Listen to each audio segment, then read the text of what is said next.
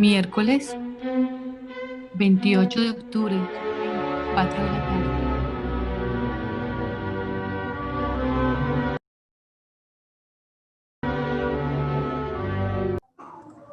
Buenas tardes, bienvenidos.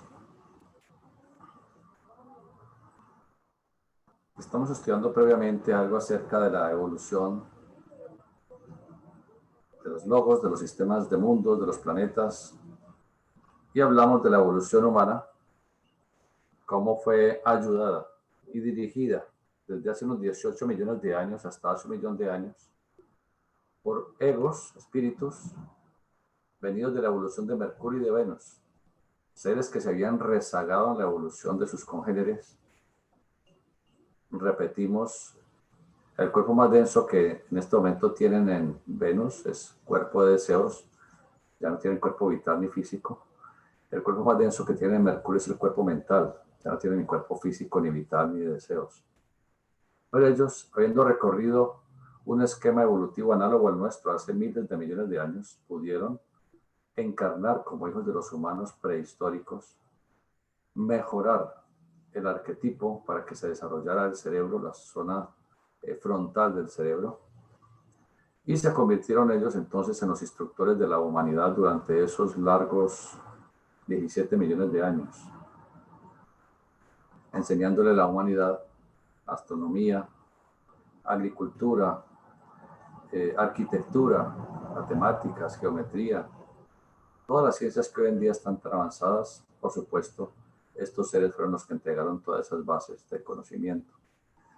Eso en lo que respecta a los señores de Mercurio. Los señores de Venus se encargaron de que la humanidad aprendiera el sentido de la estética, de la mística, enseñaron la religión, la parte devocional, el amor por el hogar, por la familia.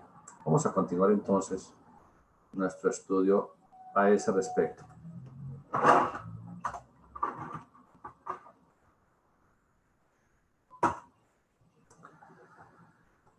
Así como a los señores de Mercurio, los llamamos los señores de la sabiduría, vinieron a enseñarnos a seducir conciencia,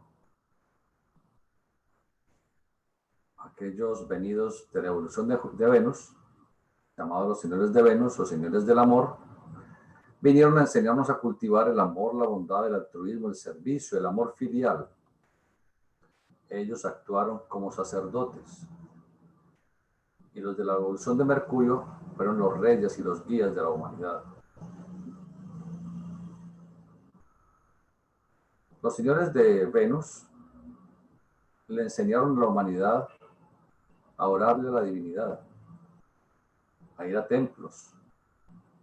¿A la divinidad en qué sentido? A las energías cósmicas,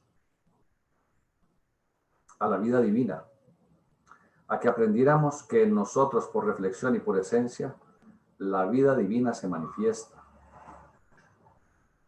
Así, estas jerarquías, los señores de Venus y los señores de Mercurio, instituyeron las escuelas de iniciación, las escuelas iniciáticas.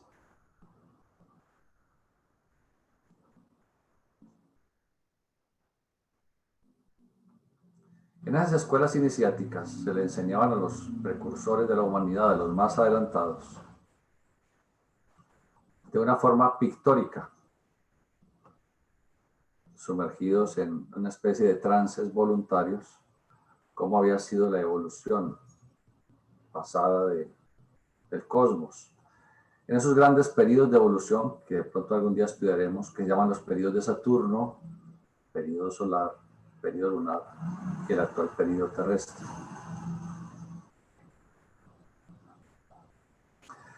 Los antiguos humanos no eran idólatras, como se nos ha enseñado desde siempre. Se nos ha enseñado que ellos le rendían el culto al sol, a la luna, a las estrellas, que eran paganos. No le rendían culto a ese cuerpo celeste físico de esas luminarias, sino al espíritu que mora, que habita tras de la evolución del sol, de la luna, de los planetas, de las estrellas.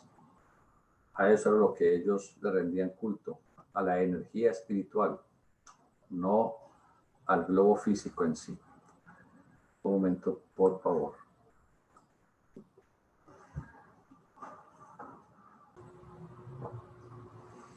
De manera que el sol físico no es la divinidad, es, digámoslo así, su cuerpo físico. El espíritu solar es el sol tras el sol, es el responsable de esta maravilla llamada sistema solar. Y tras ese sol espiritual está el sol superespiritual, porque en todo se manifiesta un ternario. Y ese sol superespiritual, para este sistema solar, corresponde el espíritu de Sirio, la estrella Sirio, la estrella de la constelación del Can. Ese es el sol superespiritual o el Padre. El sol espiritual es el regente de este sistema solar, el Hijo o el Cristo. Y el sol físico, pues el que vemos todos los días con su tremendo dinamismo.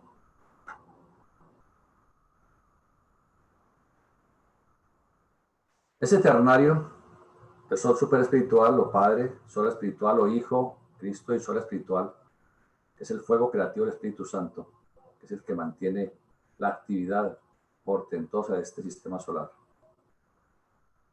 Son el regente y tiene a sus hijos, sus 7 hijos, que los estamos estudiando en el Apocalipsis como los 7 espíritus delante del trono de Dios, que se corresponden a los llamados 7 planetas sagrados, entre los cuales Neptuno y Plutón no están contemplados, porque son visitantes intersolares, es decir, de otros sistemas solares.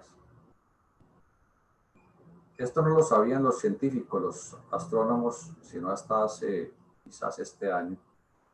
No sabían que los planetas pueden andar a la deriva en la galaxia. Que un planeta que pertenecía a un sistema solar específico, de pronto no continuaba en ese sistema solar y aparentemente iba vagabundo, errabundo a otro sistema. No es que sean errabundos, es que son espíritus de mucha evolución, quizás ya han logrado el nivel de evolución del logo solar. Por lo tanto, ya aprendieron todo lo que tienen que aprender en ese sistema y van de mensajeros estelares o planetarios a otros sistemas solares para con su irradiación espiritual, como espíritus, con su portentosa aura, a ayudar a la evolución que haya en ese sistema solar, sea cual sea el tipo de evolución.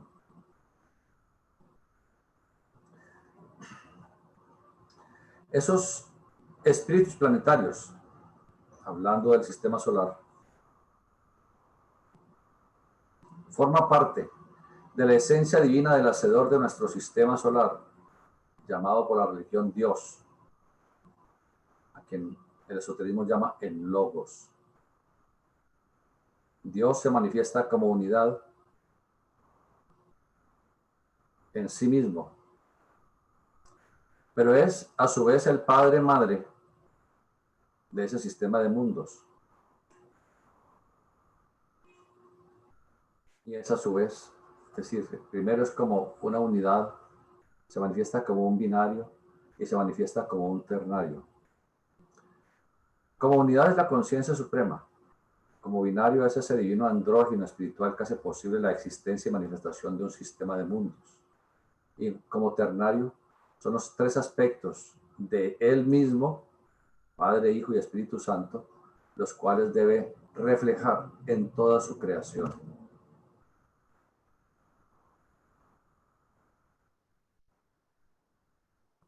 Así somos nosotros. Como unidad somos espíritu virginal. Pero ese espíritu se manifiesta internamente como ego en un triple aspecto: espíritu divino, espíritu de vida y espíritu humano, el cual se soporta en un cuaternario, cuerpo físico, vital, emocional y mental. Igualmente es el logo solar. El logos o Dios, él es la unidad que en sí mismo se manifiesta como un ternario, voluntad, sabiduría y actividad. Y encarna su acción en los 7 mundos, de los cuales ya hemos estudiado.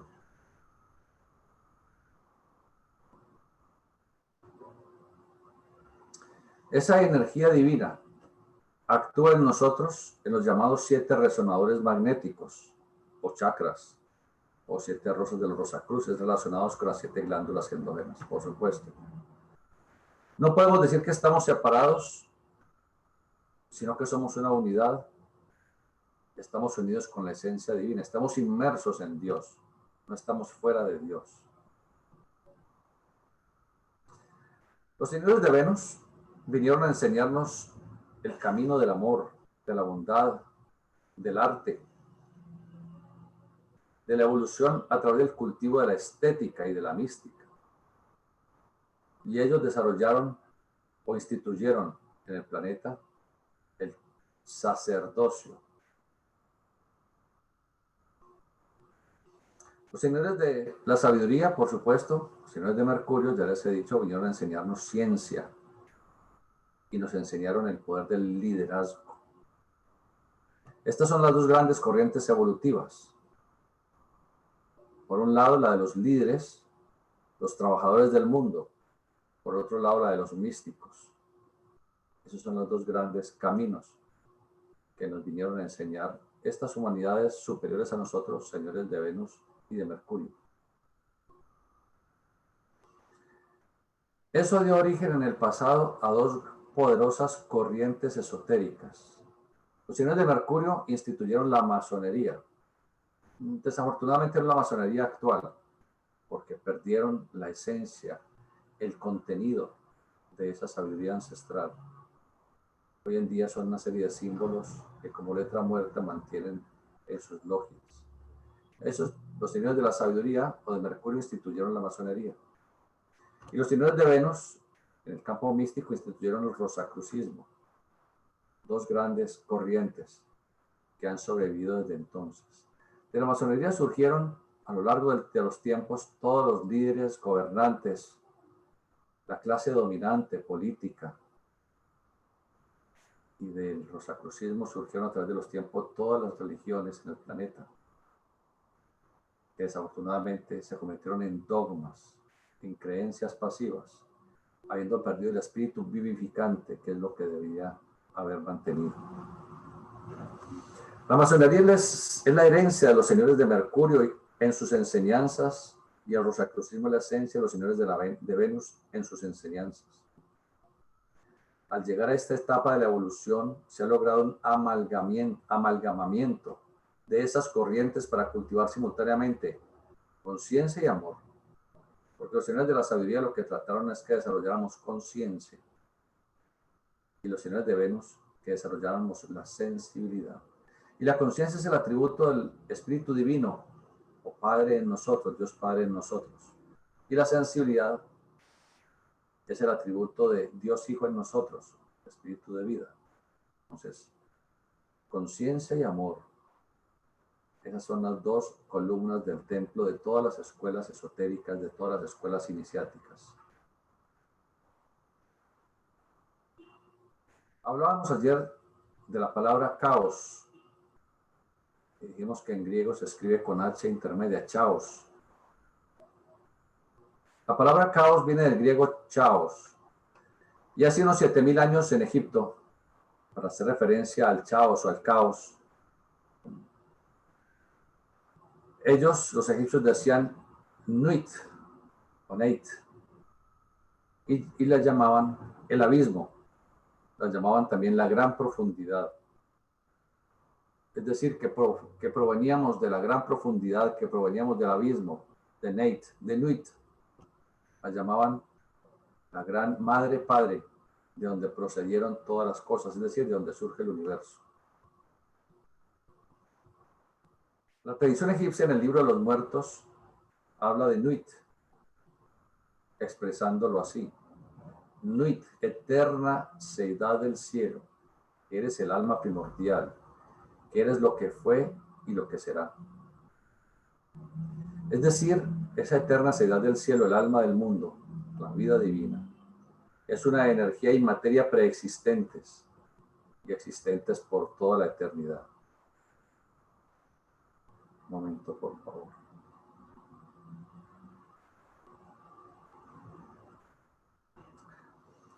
En Egipto, en Abidos, uno de los templos egipcios más antiguos, la primera diosa que ellos tuvieron allí.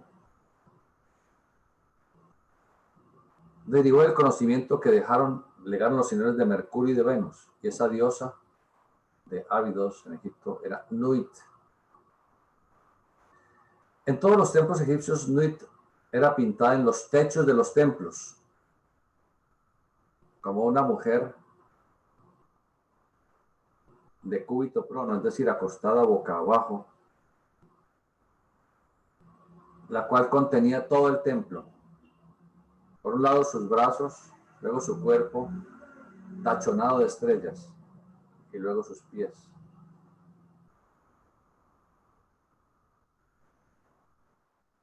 Esa era Nuit, es decir, la razón de ser de que existan las estrellas en el universo manifestado.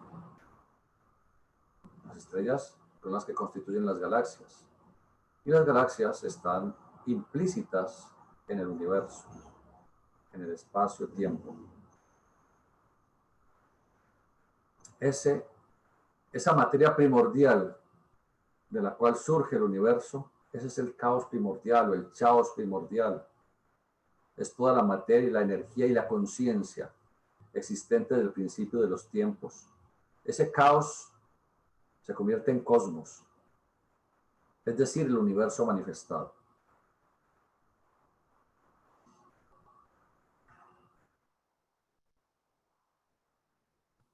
Caos, todo el universo, todo cuanto existe en sus etapas primitivas, antes de que exista el universo, es decir, el proto-universo. Ese es lo que se llama esotéricamente el caos. De ese caos surge la materia y la energía para que exista el universo físico, denominado cosmos. Mientras la ciencia, la físico-astronomía, conceptúa que el universo comenzó hace unos 13.800 millones de años, este sería el cosmos con K. El cosmos con C, que se refiere en este caso al sistema solar, conceptúan que podría ser un poco más de 5.000 millones de años, de los cuales el planeta Tierra tendría unos 4.600 millones de años.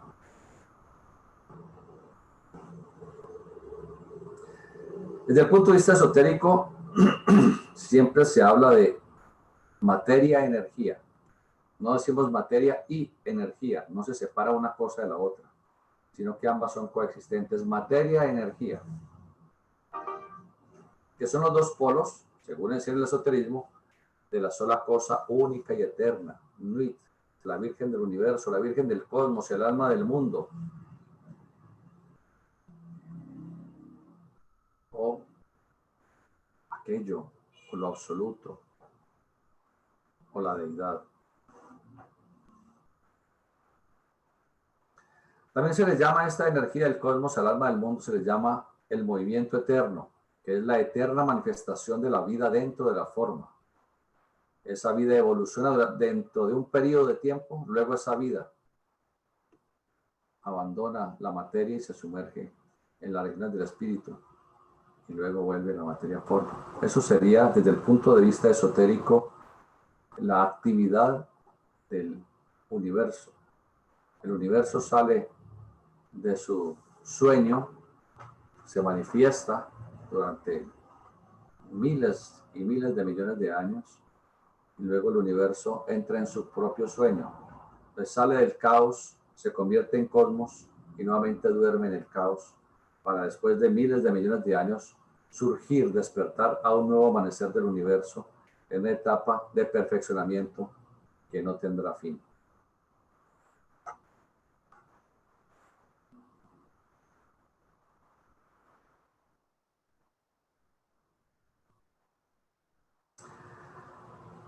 ¿Qué es espacio y materia? Son los dos polos del espíritu cósmico, de la vida cósmica, de lo absoluto.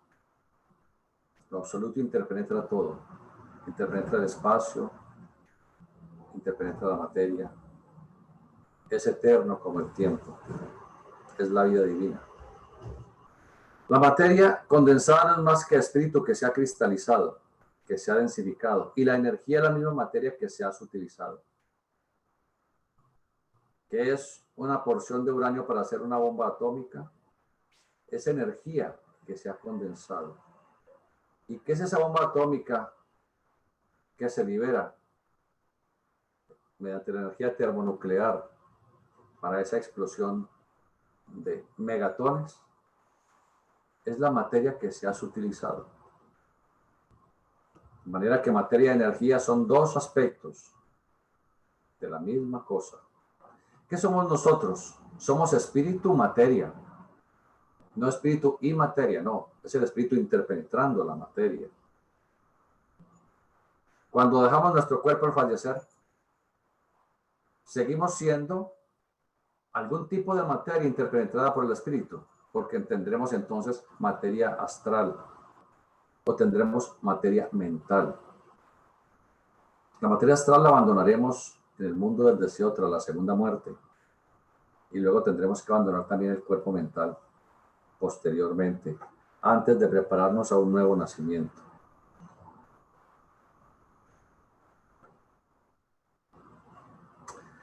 La energía y la materia para la ciencia son exactamente lo mismo en diferente grado de vibración. Eso lo demostró Einstein con su fórmula: energía es igual a materia por el cuadrado de la velocidad de la luz. Entonces demostró científicamente, primero una fórmula matemática, que la materia y la energía eran dos polos de una sola cosa y que la una podía transformarse en otra. Basados en esa fórmula, E igual a m por c al cuadrado, Robert Oppenheimer y sus colaboradores científicos lograron desarrollar la bomba atómica, porque comprendieron que en esa materia, material radioactivo, uranio, plutonio, se podía liberar toda la energía de esa materia y convertirla en fuerza, en poder. Son la misma cosa, materia y energía. La una muta en la otra. En nosotros, ¿cuál es el resultado de esa interacción entre la materia y la energía? Es decir, entre el espíritu y sus diferentes cuerpos. Es la conciencia. Eso es evolución. La vida es espíritu y la forma es materia. Los vehículos que soportan la vida, es decir, los vehículos reciben al espíritu para que evolucione. Y el resultado de esa interacción del espíritu con la materia o del espacio con la materia es la evolución.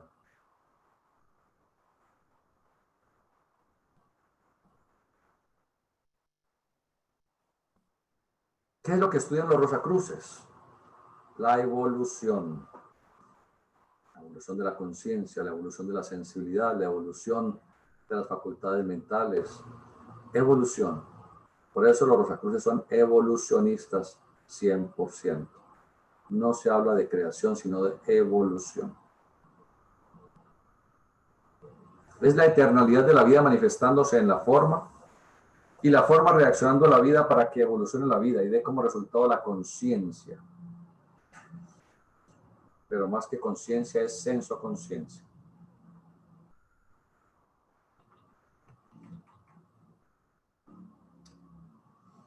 Hablábamos ayer, antier, que cuando en un planeta finaliza el plan del Logos para la evolución de ese planeta, ya esa humanidad ha logrado el nivel de evolución necesario y ya no necesitan más un cuerpo físico. Entonces, ese planeta entra en lo que llamamos esotéricamente oscuración. Entonces el planeta pierde su atmósfera, pierde el agua y se convierte ni más ni menos que en una roca yerta. Entonces se dice, en Mercurio no hay vida, no hay nada, en Venus no hay nada, no hay vida, en Marte no hay vida. Probablemente existió. Y cuando llega ese final de la evolución de un planeta, como en todo colegio, en toda escuela, hay algunos que logran graduarse, pero hay muchos que se quedan en el camino, se van retirando en diferentes años lectivos u otros se quedan repitiendo. Bueno, eso se llaman esotéricamente los rezagados. Esos rezagados primero son confinados a las lunas luna o lunas de ese planeta, para que puedan evolucionar quizás en otros planetas o esperar una nueva reencarnación del sistema solar para reiniciar su periplo evolutivo. Cuando ya no hay humanidades en un planeta y en ese planeta haya egos rezagados que necesiten lunas, entonces ellos son transferidos a esa luna, o si no, a la luna de cualquier otro planeta. Como por ejemplo, hay seres que se rezagan tanto en la evolución terrestre, son tan perversos, tan pérfidos, tan viciosos, que no pueden ni siquiera quedarse a la espera en nuestro satélite lunar antes de volver al planeta Tierra. Entonces son mandados a alguna de las lunas de Saturno, por ejemplo. Pero cuando ya definitivamente no existe ningún ego en ese planeta para ser mandado a alguna de sus lunas, esas lunas pierden la necesidad evolutiva para ese planeta, por lo tanto el planeta progenitor, de donde depende el movimiento de esa luna, retira la tutela sobre esa luna. La luna empieza entonces a formar una revolución cada vez más excéntrica, es decir, más lejana, más alejada de su planeta progenitor. Y ocurren dos cosas. Cuando son lunas de planetas internos, como ocurrió hace miles de millones de años con Mercurio y con Venus, y como ocurrirá en su momento con la luna del planeta Tierra y con las dos lunitas del planeta Marte, esas lunas llegan hasta la órbita que está entre Marte y Júpiter, llamado el cinturón de asteroides, y allí esa luna se desintegra, porque ya no hay la cohesión que mantenga, no hay la fuerza que mantenga la cohesión de esa luna, y ella entonces se convierte en asteroides. Algunos de aquellos asteroides se salen del nivel orbital de Eros, que así se llama ese cinturón, y empiezan a orbitar en el sistema solar. Salen de su órbita extremadamente excéntrica, es decir, extremadamente lejana, y llegan hasta la nube de Oort, allá en la periferia del sistema solar, muy, muy alejado. Aparentemente están fuera del sistema solar, pero nunca estarán totalmente fuera. Y giran así alrededor de la periferia del sistema solar durante miles de millones de años.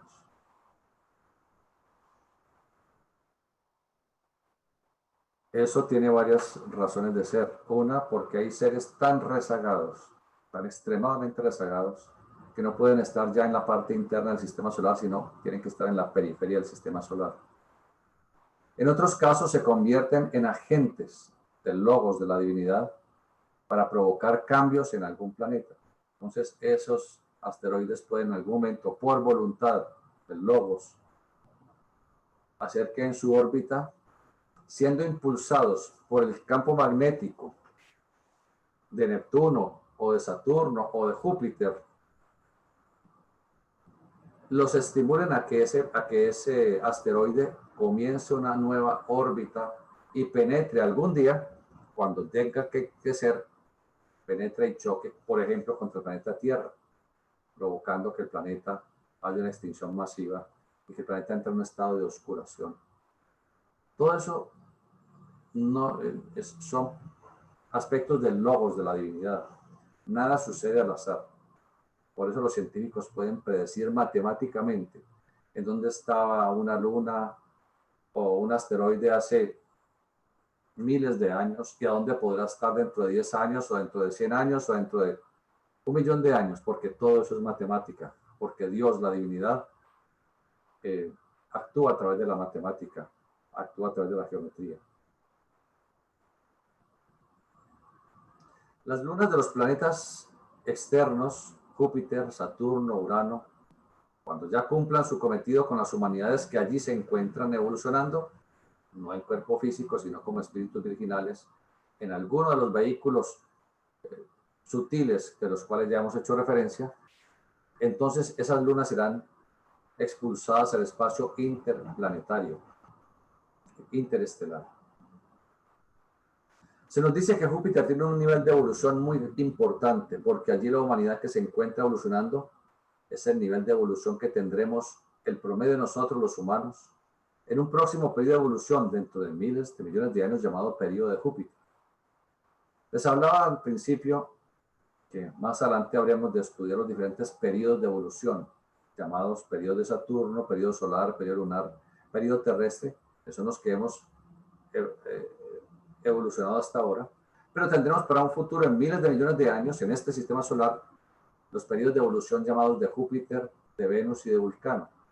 No significa que tengamos que ir a vivir a Júpiter o a Venus, sino que tenemos el estado de conciencia que actualmente tienen las humanidades que evolucionan en esos planetas. Por ejemplo, Júpiter, su cuerpo más denso, debe ser un cuerpo vital. Y el estado de conciencia que tendremos nosotros dentro de miles de millones de años, habitando en un cuerpo vital, tan perfectamente y tan conscientemente como ahora lo hacemos en un cuerpo físico, en un globo, no planeta, de naturaleza etérica, no física. Pero no alcanzamos a imaginar esos esquemas de evolución superiores que habremos de tener.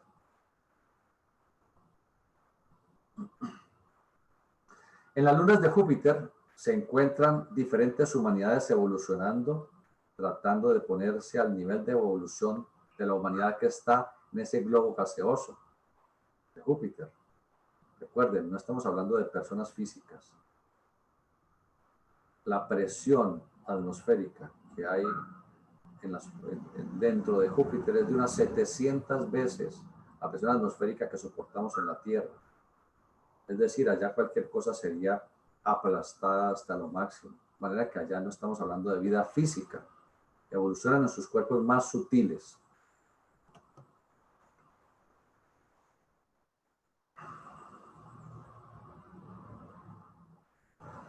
Bueno, vamos a dejar allí ese tema, que comprendo no es tan sencillo.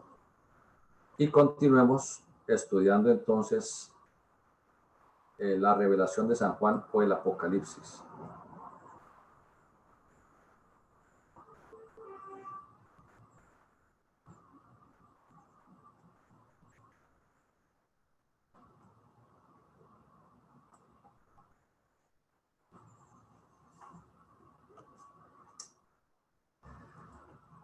Como sé que algunos de ustedes tienen su Biblia en la mano, su Apocalipsis en la mano, entonces pueden seguir la lectura. En Apocalipsis capítulo 2, versículo 27 dice así: y las regirá con vara de hierro y serán quebrantados como vaso de alfarero, como también yo he recibido de mi Padre. Recuerden que ese ser que está hablando, al cual atribuyen que es Jesús cristificado, hablando con el discípulo Juan, es una reflexión a lo que es el proceso de la iniciación, en donde el que instruye es nuestro alter ego, nuestro espíritu interno, a quien llamamos históricamente el Cristo, constituido por espíritu divino de vida y humano. Y él depende a su vez de su propio Padre, la mónada, el espíritu virginal, la chispa divina que pende sobre nuestras cabezas. Ese es nuestro Padre. Y el Cristo, el Hijo, es nuestro ego interno, nuestro alter ego, el yo superior, nuestro espíritu interno. Y el discípulo somos nosotros, manifestados en este cuerpo físico, vital, emocional y mental, con nuestro instinto, emociones y nuestro racionalismo. Repito, y les regirá con vara de hierro y serán quebrantados como vaso de alfarero, como también yo he recibido de mi Padre. En el simbolismo mágico, la vara representa la voluntad, el elemento fuego, el carácter, la energía. Por eso dice regirá con vara de hierro. Es aquel que ha tomado contacto con su poder de la vara, con su voluntad superior, que es la energía germinal sublimada a través de esa vara, llamada el bastón de Brahma por los orientales, llamado el bastón de los patriarcas en la tradición bíblica, en nuestra espina dorsal por donde circula ese fuego de la vida, ese fuego sagrado elevado desde el sacro plexo y nutriendo con él todos los centros de energía o chakras e inundando finalmente con su energía el cerebro. Por eso dice quien reciba la vara de hierro. Es decir, aquel que ha tomado contacto con su poder interior, convertido en el bastón de Brahma, su columna vertebral, que es la vara del iniciado y el bastón de los patriarcas. En Apocalipsis 2:28 dice, y le daré la estrella de la mañana. Se ha llamado en la tradición esotérica a Venus la estrella de la mañana, el lucero del alba, así como también se le llama la estrella del pastor o del atardecer, porque Venus solo se observa al amanecer o al anochecer, dependiendo de la época del año. Como estrella de la mañana, se relaciona con el chakra del corazón en el reascenso de las energías hacia la esfera del amor crístico, que es lo que llamamos esotéricamente la Venus celeste. La divina sensibilidad que debe iluminar a todo ser humano para que los pasos en su sendero sean armoniosos y no cometa equivocaciones. Es por eso que Ares, Marte, el Ares de los griegos o el Marte de los romanos, lucha por seducir a Afrodita. ¿Quién es Afrodita? Venus. Hasta que por fin logra que ella acceda a sus amores, a pesar de Afrodita estar casada con Hefestos, el vulcano de los romanos. Es otra manera de decir que la emoción y el instinto también pueden ser guiadas, dirigidas por Venus. La divina sensibilidad, quien es la esposa de Hefestos, representación de la conciencia. Al lobo solar, el Cristo cósmico, se le llamó en el pasado la estrella de la mañana, haciendo referencia al amanecer, a la luz, a la vida y al poder que tiene para iluminar la creación. Por eso en Apocalipsis 22:16, adelantémonos un poco, Apocalipsis 22, capítulo 22, versículo 16, el cristificado dice, yo soy la resplandeciente estrella de la mañana. ¿Y quién es la estrella de la mañana? Venus. Que los griegos la llamaron, a Venus los llamaron Fósforus, palabra que significa el portador de luz. ¿Por qué fósforo? Significa eso, el portador de luz. Posteriormente los romanos le dieron el nombre a esa estrella, le dieron el nombre de Lucifer, que en latín significa portador de luz. Lucifer, luz, fer, el portador de la luz. Eso decían los romanos antiguos. Los griegos antiguos decían fósforos, portador de la luz. Ese era el nombre que le daban a la estrella Venus. Posteriormente, cuando incluso un papa había tenido el nombre de Lucifer, el papa se llamó Lucio, y una secta cristiana en el siglo IV había sido llamada los luciferianos, es decir, aquellos que buscaban la luz.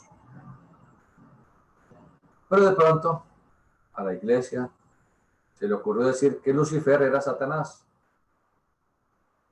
porque siendo el más antiguo de los ángeles, se había rebelado contra Dios y por lo tanto se había convertido en demonio. A los antiguos, Lucifer no era ningún demonio, simplemente Lucifer era el portador de la luz. Lucifer fue el que le trajo la luz a los seres humanos. ¿Qué significa eso? Eso está en el mito bíblico del Génesis, cuando la serpiente le dice a Eva que consuma del fruto, que es agradable a la vista y que es sabroso para degustar. Esa serpiente, el Satán de la leyenda, ese es Lucifer. Y los espíritus luciféricos están en relación con otra serie de ángeles que habían quedado rezagados de la evolución con los demás ángeles. Entonces estos ángeles rezagados son los luciferinos o luciferianos, llamado Arimán por los más deístas. Estimularon a esa humanidad, a esa protohumanidad hace millones de años, para que empezáramos a vincularnos sexualmente. Al vincularnos sexualmente perdimos esa virginidad espiritual, perdimos esa cristeidad, perdimos la facultad clarividente la intuición y todas las facultades divinas que teníamos como seres que apenas estábamos comenzando nuestra evolución terrestre. Y nos fuimos sumergiendo en la materia a través del sexo. Eso fue por los espíritus luciféricos o luciferianos. Ellos vinieron a traernos la luz. ¿Vinieron a qué? A que despertáramos la conciencia de nosotros mismos, porque éramos inconscientes de nosotros. Y empezar a conocer el entorno y evolucionar. En últimas, ¿qué es Lucifer? Es lo que llama el esoterismo y la religión el fuego creativo del Espíritu Santo. Es el Lucifer, es la serpiente del Génesis, es el poder generatriz. Lucifer es el verbo de vida, el verbo generador, es el más grande, divino, poderoso y espiritual de los ángeles, una jerarquía que debía convertirse en el supremo Dios de los logos generadores del universo. Lucifer es más antiguo que el mismo Jehová. El regente de la evolución terrestre, Jehová, es el logos generador de la tierra, pero luego dejó su trabajo a sus descendientes. Entonces, Lucifer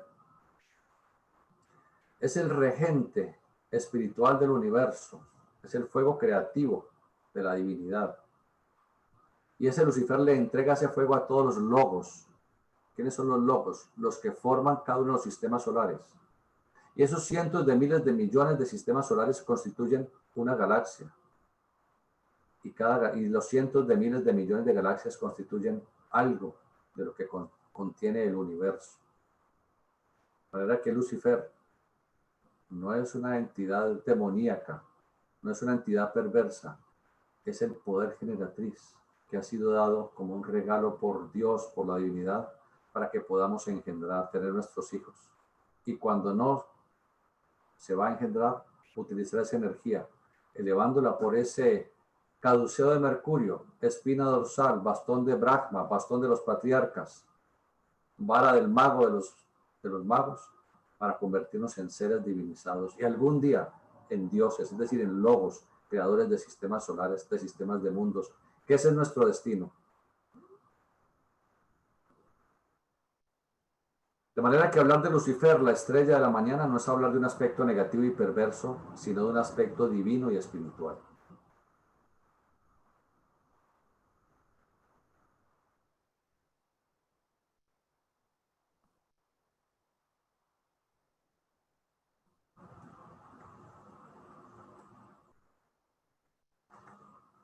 Continuamos entonces con el Apocalipsis.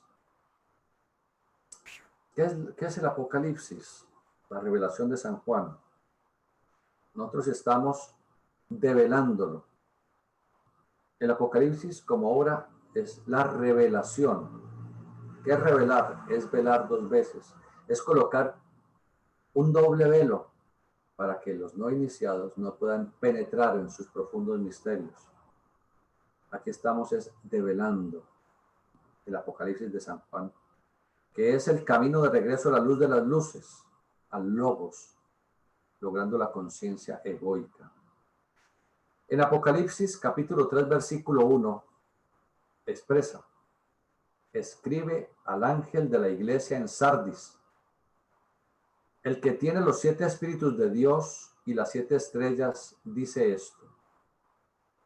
Los 7 espíritus de Dios son las 7 inteligencias o átomos radicados en cada uno de los chakras. Son centros de instrucción para el que logra trabajarlos en la meditación. En Apocalipsis 3:1 expresa: yo conozco tus obras, que tienes nombre de que vives y estás muerto. Todos los que estamos en este momento encarnados, que estamos en un cuerpo físico, les decimos de nosotros que estamos vivos. Sí, estamos vivos en este mundo de la materia, pero en el mundo del espíritu, en el mundo del ascenso a conciencia, estamos muertos. Por eso los egipcios decían que nosotros, los seres humanos, estamos muertos en la fosa de la carne. Es el estado de inconsciencia en el cual vivimos, y mientras no lleguemos a la iniciación, no nos podremos liberar de ese estado yerto de inconsciencia en el cual permanecemos. En Apocalipsis 3:2 dice: sé vigilante y afirma las otras cosas que están por morir, porque no he hallado tus obras perfectas delante de Dios. Eso significa que quien es vigilante con sus palabras, con sus pensamientos, se convierte en dueño de sus actos, tanto en el plano físico como en los planos suprafísicos. Siempre está presto a esas otras cosas que están por morir, es decir, está presto para cuando tenga que fallecer o desincorporar. Al hablar del ángel de la iglesia de Sardis, nos situamos en el centro del lenguaje, en relación con el chakra laríngeo, donde un aspecto de la divinidad, representado por el dios griego Hermes, es donde habita esa energía. Hermes, hijo de Maya, el Malkut de la Cábala, el Kundalini de los orientales. Hermes es hijo de Maya y de Zeus. Maya es la divina Kundalini en Malkut y Zeus es la energía de Yesod. ¿Qué es Malkut? El chakra coxígeo que se abre su loto en el periné. ¿Y qué es Yesod? Es el centro generador de todos los seres sin excepción. Hermes es el dios del lenguaje. Por eso esta iglesia de Sardis se relaciona con el chakra laríngeo. Y Hermes es el dios del lenguaje, es el dios de los viajeros, de los médicos, de los ladrones, de los charlatanes, de todos los que engañan con su lenguaje, pero también de todos los que instruyen. Es decir, de los mensajeros de la luz, de los divinos instructores de la humanidad. Por eso a Hermes también se los llamó Logio, el poder del sonido, puesto que la palabra es el vehículo de los intercambios, es la expresión de la galantería, de los transportes amorosos, es mensajera del conocimiento, pero también la palabra mentirosa que disfraza la verdad, enreda a los amantes y desacredita los repartos. Hermes es el intermediario que va de los hombres al Olimpo y del Olimpo al Hades. Es el dios del comercio. Es el único que ha alcanzado la inmortalidad tras un contrato. Hermes, inventor y mago, según la tradición de los griegos. Puesto que al salir de su cuna inventa la lira hecha con una caparazón de tortuga y con ella canta las más dulces odas a los dioses y a los hombres. Lira que posteriormente regala a Apolo, quien representa la conciencia del iniciado, la luz de las luces, la luz que dirige la sensibilidad, mientras que la lira es la laringe espiritualizada, guiada por la conciencia de Apolo, produciendo el lenguaje, haciendo la vida armoniosa y la salud perfecta. Mercurio, de los romanos, el Hermes de los griegos y de los egipcios, también tenía la flauta de Pan. La flauta es la espina dorsal con sus 7 forámenes, los centros de energía o chakras, y solamente Mercurio podía hacer sonar esa flauta.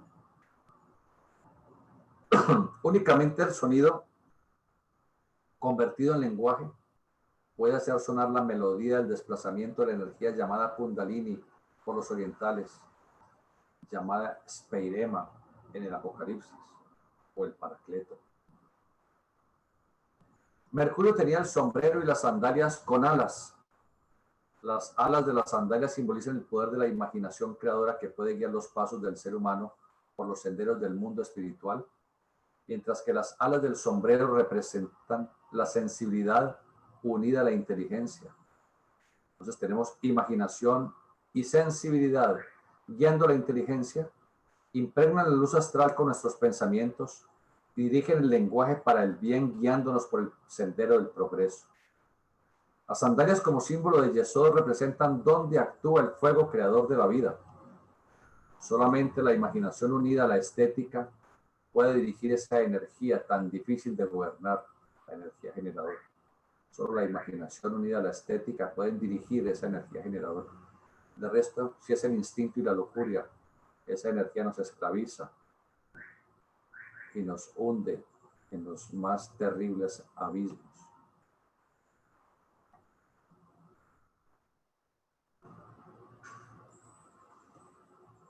Cuando nuestras imágenes son absurdas, perturbadoras, psicoeróticas, nos dirigimos hacia la esfera clifótica, hacia los vicios, y nuestro mundo interior es angustiante y negativo.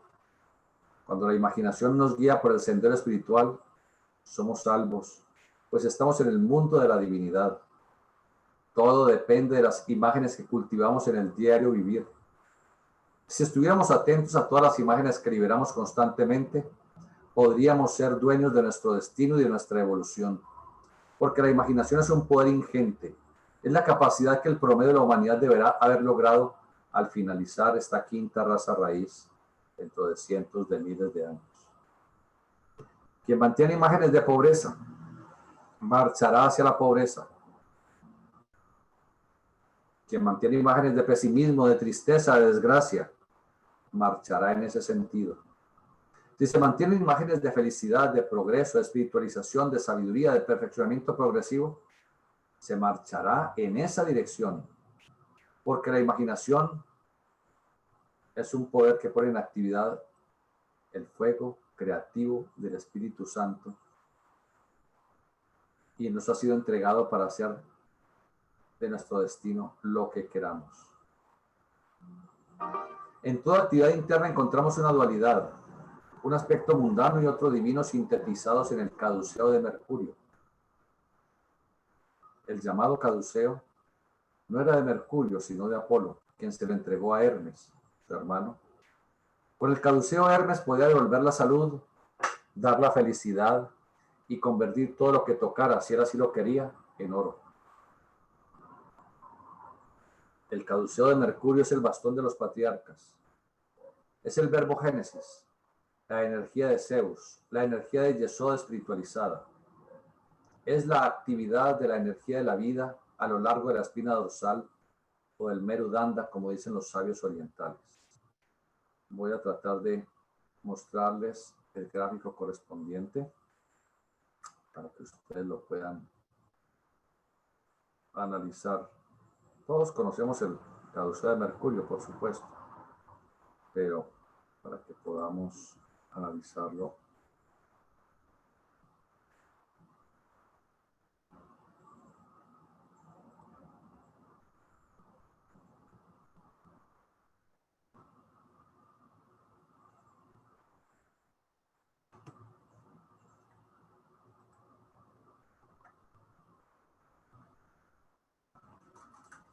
Compartir pantalla, por favor.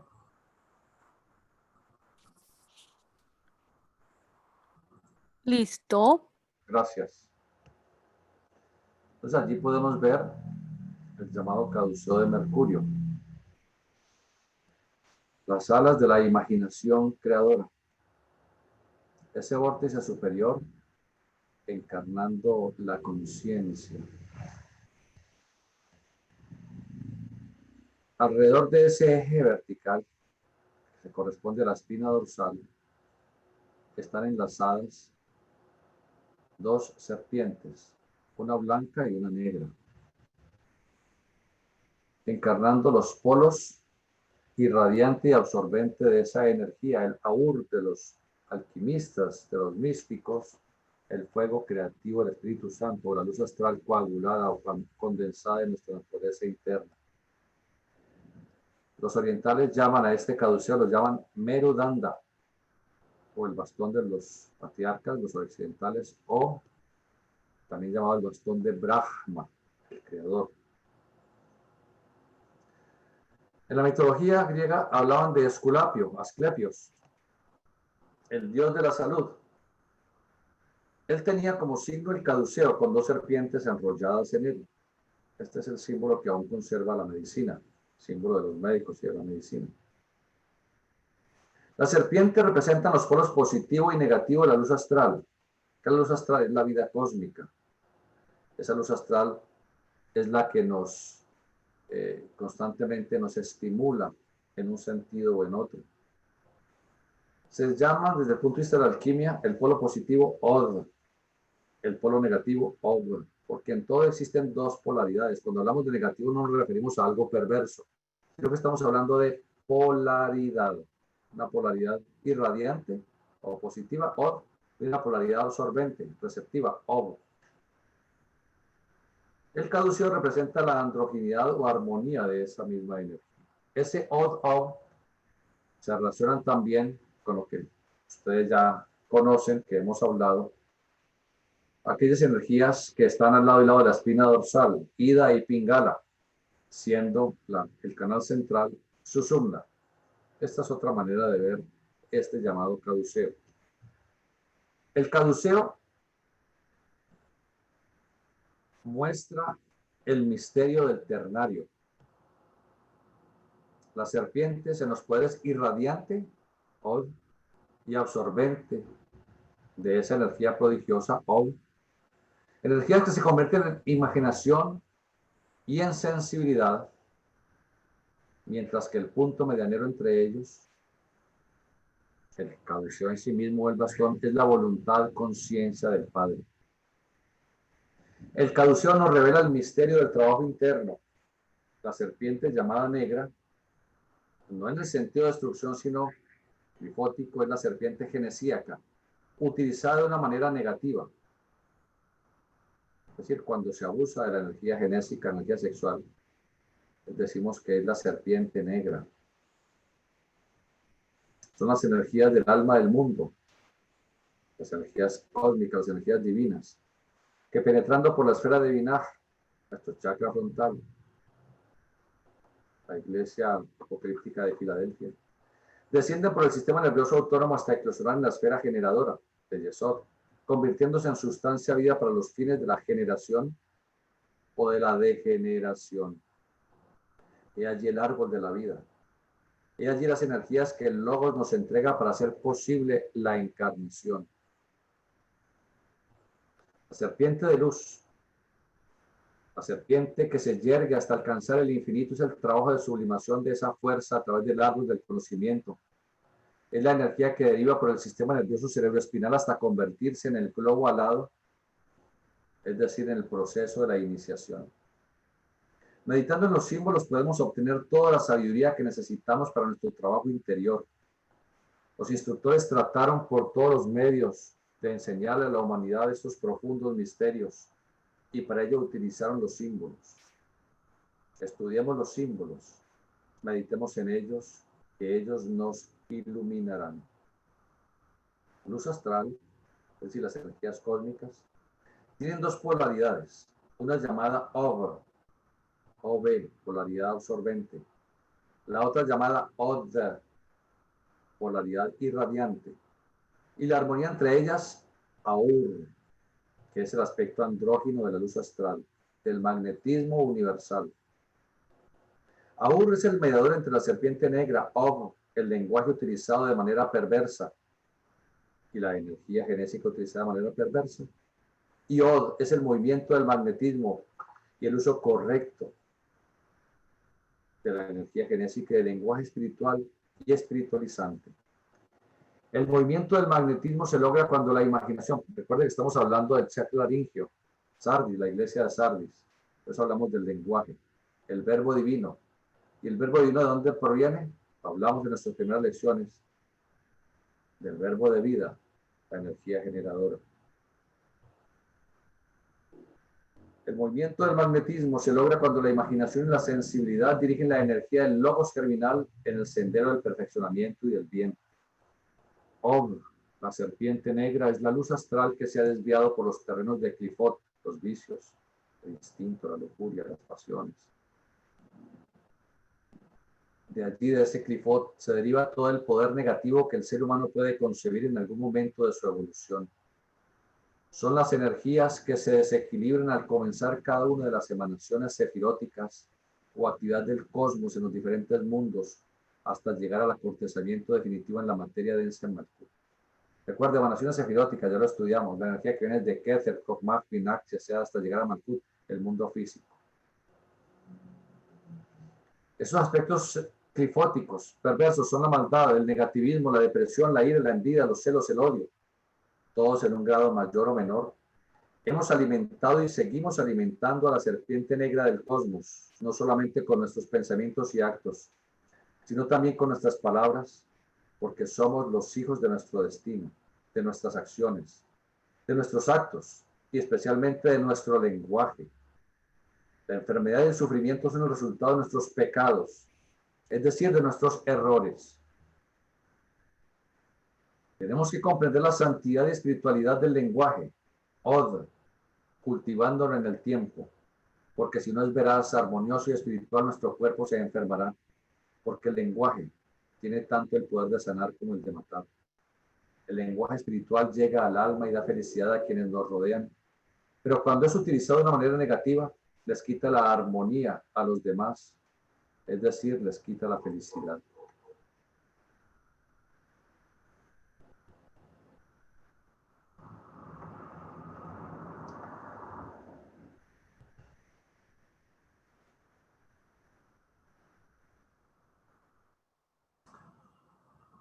Bueno,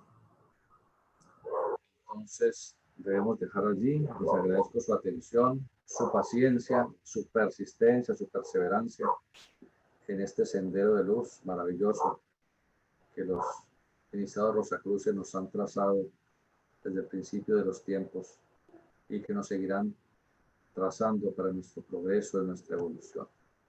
Gracias a todos, muy buena tarde. Espero este viernes, sí, este viernes espero estar con ustedes a la hora adecuada, a las 4 de la tarde. Felicidades, hasta luego. Hasta luego, hermano. Gracias. A usted, hermana, muchas gracias.